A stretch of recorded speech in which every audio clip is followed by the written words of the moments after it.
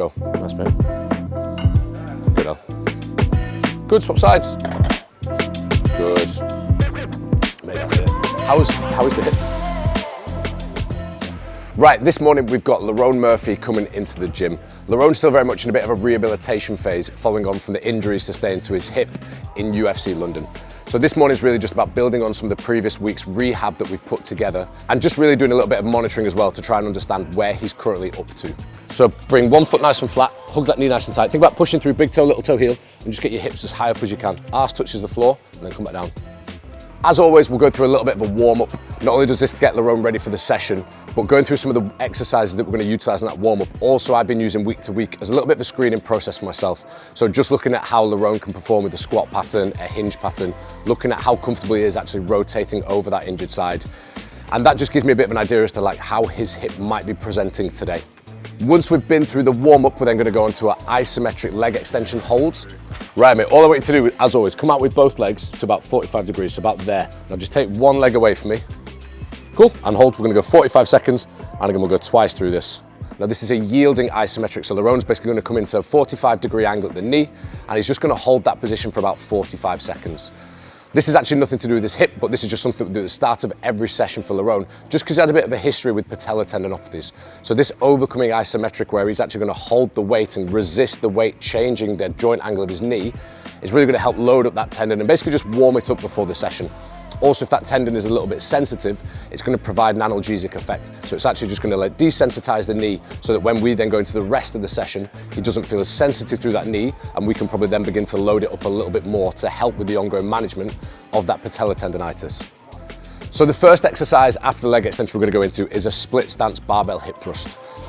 Right, all I want you to do, get the pad on your hips, come into like a hip thrust position, and with your other leg, you're just going to step it out so that like your heel is just a little bit in front of your foot that's flat. Hold the pad on the bar, eyes forward, tuck your chin. That's what you to extend your hips up. You're mainly pushing through this leg. This one here is primarily just to help with balance. You'll naturally push through it a little bit, but you should still be at a point where you can like lift it off when you get to the top, okay? Now I picked the split stance barbell hip thrust because with Lerone having sustained a hip injury in his fight, one thing that I wanted to be able to do was still continue to load him up now he's in this off-camp period. So with him coming back into his off-camp, one thing we wanted to focus on was Lerone's strength, especially through his posterior chain. Over the past couple of months leading into his UFC London fight, he had a couple of issues with his hamstring and his lower back. So this is a really good opportunity for us to try and increase the tolerance and increase the strength of those areas. But we need to factor in that we really need to try and avoid loading up his hip and aggravating his hip. So the split stance hip thrust allows me to load up his posterior chain, and because we're using a split stance, we're not going to use quite as much load as we would if we used a bilateral stance. It also allows me to have a little bit of a look how each side is performing unilaterally. So if that hip is a little bit aggravated and if it was affecting the exercise at all, I'll be able to see that when Lerone performs his injured side versus non-injured side. Touch the floor nice and soft, then bridge back up. One more. Yeah, cool, Al. All right, relax there. Come onto your heel, but keep it nice and light. There you go. Now give me 4 reps each side. Big deep breath, eyes forward, just extend your hips. Good, Lerone. Last one. Nice, swap.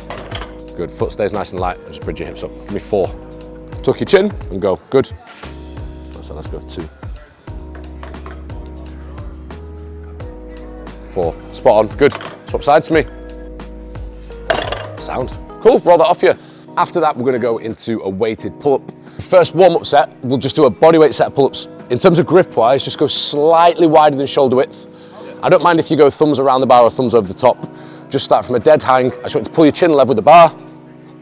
Control back down so you're fully extended. Same again. Chin with the bar, fully extended. Just like on the other day, we're just gonna go upper body strength exercise, just while we rest your lower body between doing that and then your rear foot split squats in a minute. Just give me 5 body weight for now, please, mate, then we'll add some weight. Now this is really just to give his lower body a little bit of a break in between some of the rehab exercises that I've given him, and so also we can focus on his upper body strength as well. So we're gonna go overhand grip pull-up, we're gonna add a little bit of weight, and this is really just about increasing Lerone's upper body strength. Because we've got a bit of time now where we've got some flexibility to really try and improve Lerone's strength because he's not on the mat quite as much, he's not resting quite as much, we can really start to push him a bit more in the gym. So generally for someone like Lerone who's always very active, who's always training a lot, I have to be really conscious about the loads that I'm giving him in the gym and the volume of strength work I'm giving him in the gym, because I don't want him to be going into any key sessions of his week really tired, really fatigued, and then therefore potentially picking up an injury because he's going into those sessions tired from his strength and conditioning. because I'm now not worried about that because he's sustained this injury, he's not training quite as much, we can start to push him in the gym a little bit more. So we're gonna go into those weighted pull-ups, really begin to load him up, and that'll just help increase his upper body pulling strength, especially through his lats and through his upper back. And it'll also just give his lower body a little bit of a break before we then go into some of the rehab later in the session. That box is there to use it if you need to stop yourself swinging, okay? But overhand grip, 5 reps, chin level with the bar, every single one. Let's see if we can get this 12 and a half. Come on. Good, arms long and pull. Nice, mate. Easy, last one, arms long, pull, chin level with the bar, up, up, up, up, up, up, up. Good, sound, sweet. After that, we're gonna go into a dumbbell rear foot elevated split squat. With a split squat, think about before you start the rep, you want to be able to have your shoelaces on the roller behind you, and you actually want to be able to look down and see your knee out in front of you. So at the minute, I can't see my knee, so if I try and sit into my split squat, I'm gonna be a little bit too close. Hop this foot out, or just start further forward and reach, but to the point where when my shoelaces are on the roller, and I'm looking down, I can see my knee in front of me, and then from there, you've made this big gap with your legs. All you're gonna do now is sink down into it, come as low into it as you can, drive back up. Again, sink as low down into it as you can, come back up there, okay? And that's gonna look to do 2 things. One, it's gonna begin to load up his hip in 2 different positions. So when his injured hip is actually his back leg and he sits down into that stretch through his hip flexor, it's gonna give me a bit of an idea as to like what range of motion he has through that hip, how much his body is guarding that hip and how willing his body is to load that hip. Then when we start to switch stances, we actually get a bit of an idea of like concentrically how much force he's able to put through that side and how limiting that hip flexor might be. And again, take your time. Don't start the rep until you feel like you've really found your balance. I'd hop your front leg forward ever so slightly. There you go. Now reach back. Perfect. Because it's a unilateral exercise, it's also a really good way for me to gauge how that injured side is performing towards a non-injured side. So we can get a bit of a rough idea as to week how much that side is starting to catch up to his non-injured side. And if there is any change rapidly in 1 week, where say for example, he's in much more pain, we can still load up his non-injured side just to try and help maintain some strength and muscle mass through his injured side as well. Your back leg, so when you're on your right hand side here, your foot and your knee always stay pointing right down towards the floor. So when you come down, they're both always in a straight line with the ground. When you go left foot back, just stood behind you then, this foot slightly, if you watch my foot, was almost like facing that way. So though it's only very subtle, your foot slightly rolled in. So when you're coming down, instead of it being here and straight down, it's slightly, only very subtly rolling in. So you're actually probably, when you're doing that, because you've internally rotated here, you're probably just stretching and lengthening a bit more through here, which is why you probably feel it really build up. So just on that side when you left foot back, think about trying to keep your shoelaces pointing straight down to the floor, and also that knee just straight down to the floor. If you do that, you should find hopefully that leads off better. One more please, mate. Balance, there you go. Cool, stick those dumbbells down. That's all. Then finally, we're gonna move into a little bit of a robustness circuit where we're gonna do 3 exercises all put together that are gonna try and load Lerone up through the hip and through the lower body in various different planes of motion and targeting various different muscles. Right, if I give you that plate, these are ones of then I'm gonna stick this around your feet, okay? So we're gonna start off with a feet banded dead bug. So whilst this is primarily gonna work his trunk and look at his anti-extension qualities, so how able his trunk is to resist the extension as his arms are going over his head and his legs are reaching out in front of him, because we're gonna put a band around his feet, it's also really gonna load up that hip flexor. So as well as working primarily as a trunk exercise, we're also gonna get a decent bit of hip loading through that area as well. And again, it's just another way for me to see how that hip's been responding to rehab. So we use a slightly thicker band than we did last week, and we'll just see how he responds today. This med ball between your knees, all I want you to do is I want you to give me a bridge. So you're gonna squeeze it at like a 5, 6 out of 10. So not as hard as you can, but a relatively hard but sustained squeeze. Bridge your hips up. As soon as your hips touch the floor, bridge back up for me. As soon as your hips touch the floor, bridge back up the whole time. We're gonna go 20 reps. You're just maintaining this like 5, 6 out of 10 squeeze, okay? Following on from that, we've then got a glute bridge with an adductor squeeze. So again, we'll go relatively high repetition with this. We're gonna just put a med ball between Lerone's knees, and as he bridges up into his glute bridge, he's just gonna squeeze that med ball as hard as he can throughout the entirety of the rep. Again, we're gonna get a bit of loading through his posterior hip, but also with that med ball squeeze, we're gonna get a bit of load through his adductors as well.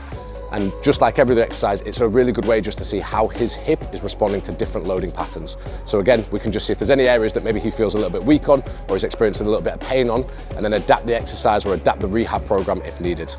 Then finally, we've got a side lying hip abduction to a bench. This is up where Lerone's gonna be lying on his side and essentially lifting his injured leg up into the bottom of a bench and pushing into the bench. Again, I want this hard but sustained, but try and ramp it up a little bit now. So let's try and do this almost as hard as you feel you can sustain for the 30 seconds, okay? Yep. That abduction movement has been the one where Lerone's probably experienced the most pain throughout his rehab so far, when he's actually taken his leg away from his body. So using an isometric where he can kind of self-select how hard he pushes is a really good way for us to, again, just begin to judge and monitor how that leg and how that hip is responding to the rehab. So if he kind of self-perceptively feels like he's pushing a little bit harder this week than he was last week, then I know that hopefully that hip is desensitizing. We're starting to rebuild some of the capacity and some of the strength in and around that hip. And then once he's able to push into that bench as hard as he can for around that 20 to 30 second mark, that's then a good indicator for me that we're probably ready to move on to a little bit more of an advanced exercise from next week as we begin to load up that lateral hip a bit more. All right, same thing, as 1 foot reaches, the knee pulls in. Again, we're going quite high volume, so we're going 8 reps. So back into the floor, that's all the time that lower back stays pinned in.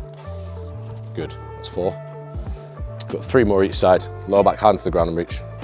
Right, let's go. So again, give me like a hard but sustained squeeze. Give it 20 reps out. Bridge up. Good.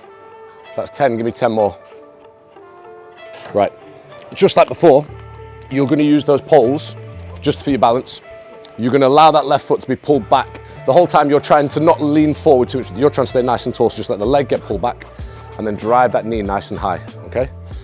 So from there for me, so let that leg get pulled back. Good. Use those poles to balance and help stabilize yourself. So it'll take a few reps just to kind of find your balance. Perfect, there you go. There you go, really drive that knee. There you go, there you go, there you go. Good. There we go. Right, you're all good. So step forward a little bit if you need to. That's it. Now use those poles just to like spread your weight a little bit so you find your balance. Think about doing a dead bug where you really pull your hips down.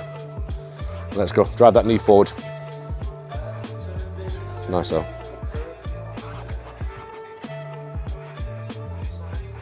Good mate. Cool, relax that. Nice mate, that was good. Good work, good job. Nice.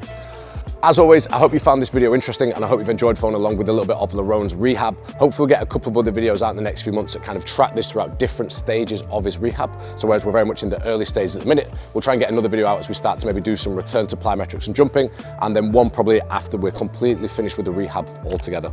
As always, please like and subscribe and let me know in the comments if you've got any suggestions for any future videos.